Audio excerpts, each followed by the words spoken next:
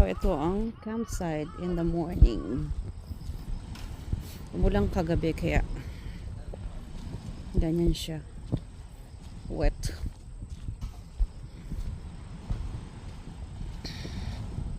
Very peaceful. Wala masyadong tao.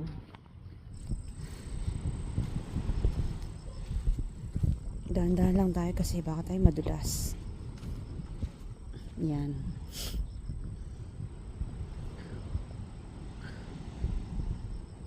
Kahapon may nagsusurf. So wala siyang lifeguard dito, so you should surf at your own risk. So they have no responsibility. Di bang ganda niya? Very nice. Ganda rito. Stress remover. Okay.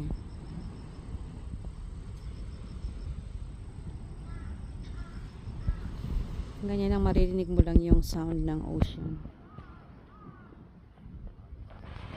Alright.